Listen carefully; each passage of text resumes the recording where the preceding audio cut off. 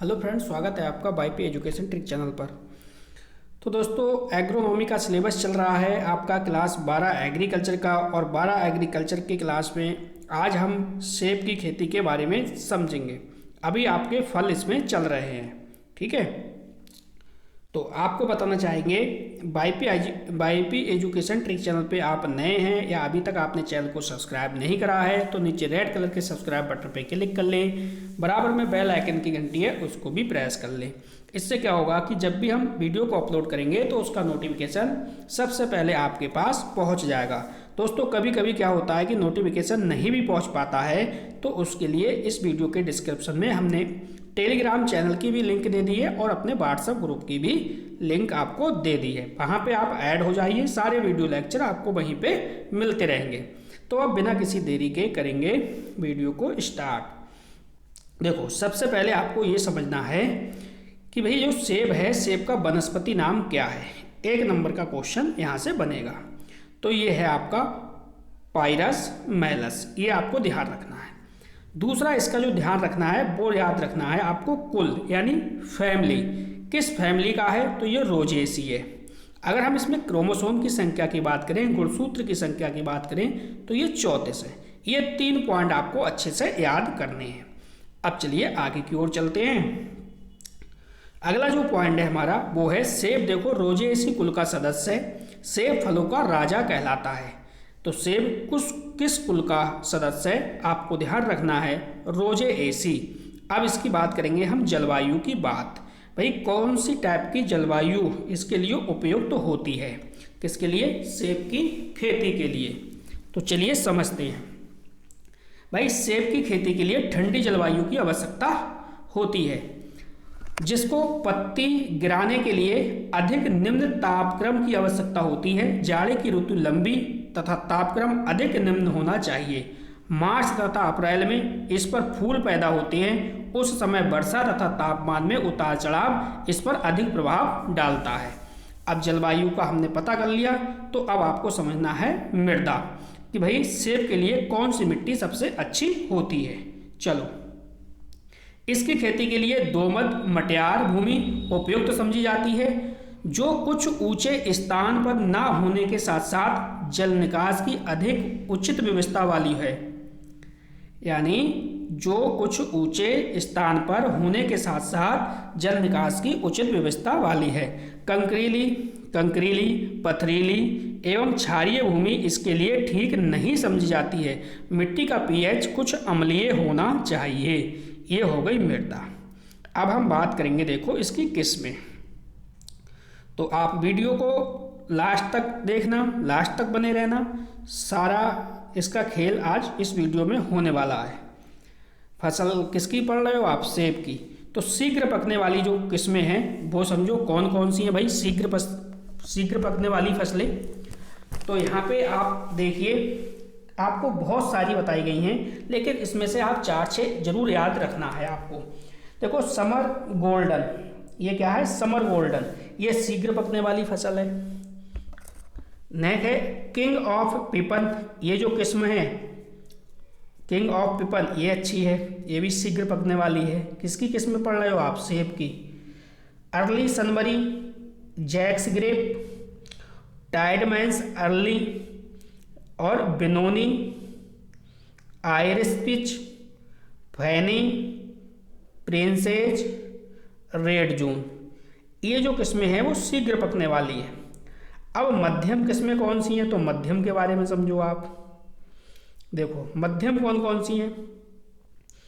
Orange पिपिन है, orange पिपिन। King of पिपिन्स है, Jonathan है। रेड गोल्ड है, टॉप रोड है और गोल्डन डेलिशियस है। ये मध्यम किस्में हैं। अगला देखो, अगला है देर से पकने वाली। तो भैया, देर से पकने वाली कौन सी किस्में हैं, देर से पकने वाली, तो देर से पकने वाली हैं Rome beauty, winter banana, Granny Smith, King Pippin, Kerry Pippin, Rymer, लाल अम्बरी, येलो न्यूटन, सुनहरी चामोर, बकिंगम रस विपिन और विंटर डेलिशियस। ये जो है वो देर से पकने वाली आपकी किस्में हो गई। अब देखो यहाँ पे जो अगली हेडिंग है वो है उर्वरक। ठीक, चलो उर्वरक की बात कर लेते हैं। तो सबसे पहले देखो 30 ग्राम नाइट्रोजन, 25 ग्राम फास्फोरस और 50 ग्राम पोटाश डालना चाहिए। इस प्रकार हर साल इसी प्रकार उर्वरक की क्षमता बढ़ाते हैं। इस प्रकार 10 साल प्रत्येक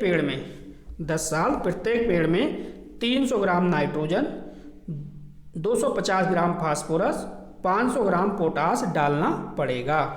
तो ये हो गई इसकी उर्वरक की बात। अच्छा, उर्वरक के बाद देखो सिंचाई की बात करते हैं। चलो सिंचाई की भी चर्चा करते हैं। सिंचाई किस प्रकार से करोगे, कितनी होंगी। देखो जब पौधे छोटे होते हैं तब उन्हें पर्याप्त पानी दिया जाता है और वर्षा ऋतु में पौधे नहीं सींचे जाते, यानी वर्षा ऋतु में आपको पानी लगाने की कोई भी आवश्यकता, पानी देने की कोई भी आवश्यकता नहीं है। फल पकने पर भी पानी देने में मिठास कम हो जाती है। फल पकने पर भी पानी देने में मिठास कम हो जाती है। अगर फल मान लो पेड़ पे पक रहा है और आप पानी दे रहे हो उसे, तो जो मिठास जो है वो कम हो जाएगी। चलो अगली हेडिंग समझो। अगली जो हेडिंग है हमारी वो है रोग नियंत्रण। तो रोग नियंत्रण के बारे में समझो। देखो ये है पिंक रोग। क्या है? पिंक रोग। कुमाऊं तथा उत्तर प्रदेश में इस बीमारी द्वारा सेब में अधिक नुकसान होता है। जल निकास की व्यवस्था उचित न होने पर, पेड़ अधिक घने होने पर इसका आक्रमण हो जाता है। इसका उपचार स्टेम ब्लैक की तरह होता है।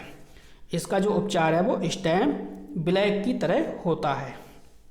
चलो जैसा स्टेम ब्लैक का उपचार करते हैं उसी हिसाब से पिंक रोग का भी होता है। अगला देखो, अगला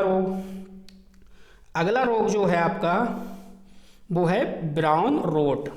तो ब्राउन रोट क्या है? देखो पंजाब में इस बीमारी से सेब व नाशपाती अधिक नुकसान होता है। यानी पंजाब में इस बीमारी से सेब व नाशपाती में अधिक नुकसान होता है। कौन से रोग से? Brown rot. यह फल खूंटियों एवं शाखाओं पर आक्रमण करती है। रोकथाम क्या है? तो रोकथाम है संग्रहित फलों को अलग करके जमीन में गाड़ देना चाहिए। ये इसकी रोकथाम है।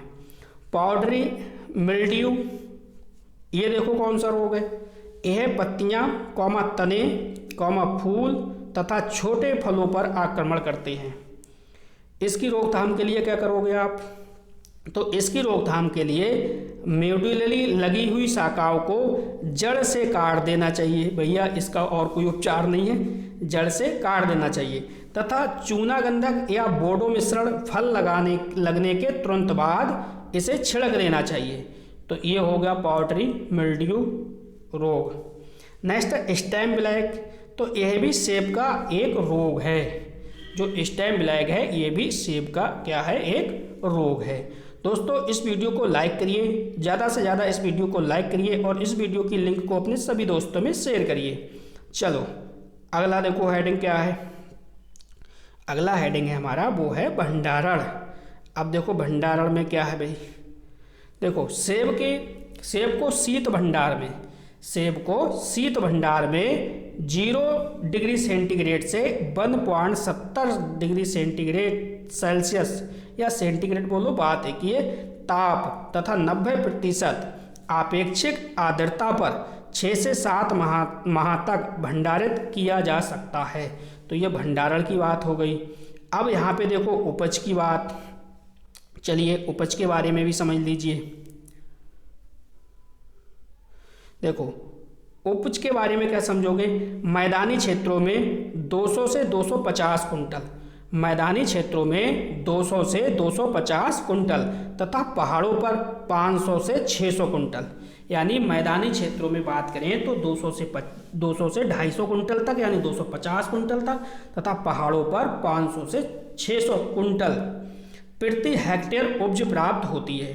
तो ये हो गई सेब की बात। अभी तक देखो आपके 3 से 4 फल पढ़े जा चुके हैं और कोशिश करेंगे कि जल्द से जल्द आपकी ये जो एग्रोनॉमी है वो आपकी समाप्त की जा सके। ठीक है, तो इसी टाइम आपको वीडियो रेगुलर मिलेगी। आप चैनल पे बने रहिए। चैनल पे और भी सारे भी सब्जेक्ट पढ़ाए जा रहे हैं, उन सब्जेक्टों को आप देखिए। क्रम वाइज चैप्टर आप यहाँ से पढ़ सकते हो बिल्कुल फ्री निःशुल्क में। ठीक है, तो बस इस वीडियो में इतना ही था। वीडियो देखने के लिए आपका बहुत बहुत धन्यवाद। मिलते हैं नेक्स्ट वीडियो में न्यू टॉपिक के साथ। आपका दिन शुभ हो।